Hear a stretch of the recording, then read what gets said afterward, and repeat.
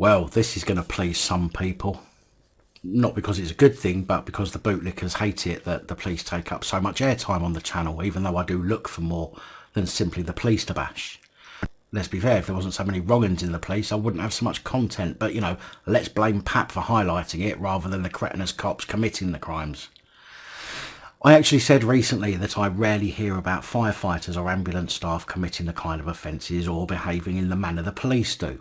Well, following a recent report, I can now eat my hat.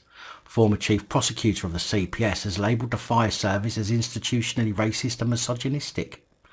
Granted, it seems that the report is only covering the London Fire Brigade, which is the UK's largest, but it has found that female firefighters have been groped, beaten and had their helmets filled with pee. It also found that some firefighters who go to women's homes for safety visits go through their drawers looking for underwear and sex toys.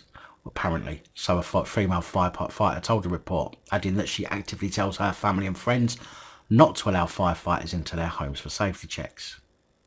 One incident logged in a report states that a black firefighter had a noose put over his locker, and in another a Muslim colleague had bacon and sausages stuffed in his pockets, and a terrorist hotline sign posted on his locker. Afzal said he hoped the review would be a turning point so that all firefighters could enjoy dignity at work and not have to run the gauntlet of abuse from colleagues. The actions of some firefighters are bringing a great institution into disrepute, and these people do not belong in modern public service. When I sit before women explaining that they fear for their lives when they go to dangerous incidents because they have to depend on their colleagues, and it's impossible to do this when the same colleagues treat them like dirt, then I despair. One female firefighter told the review that there is a banter culture that allows female firefighters to become the target of jokes. There will be some people who don't understand the nature of bullying in this job. Your life depends on your colleagues. You have to rely on them to get you out safely. And how can you do that when you know they think so little of you and treat you like dirt?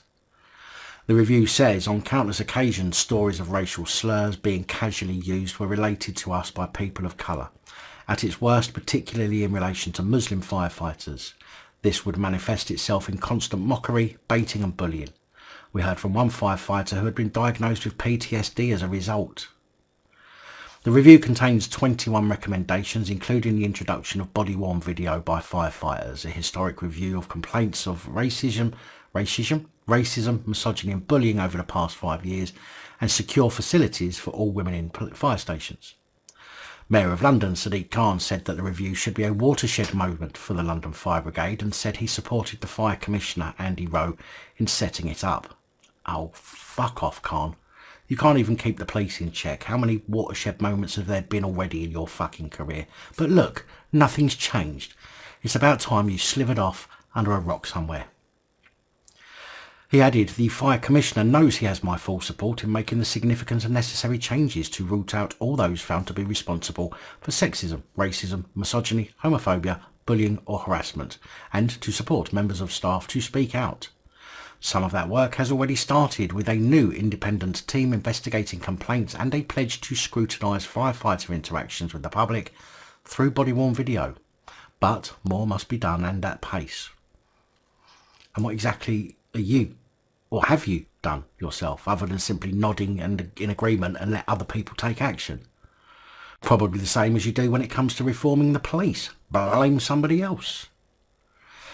The Fire Brigade has said that it will start trialling body cams, which I suppose is okay, but they are only any good if switched on and the footage doesn't mysteriously go missing or get damaged. Anyway, I'm sure there is plenty more to come about this, and for the bootlickers, you can take this as a win, as it's a report that's not about the police. For once.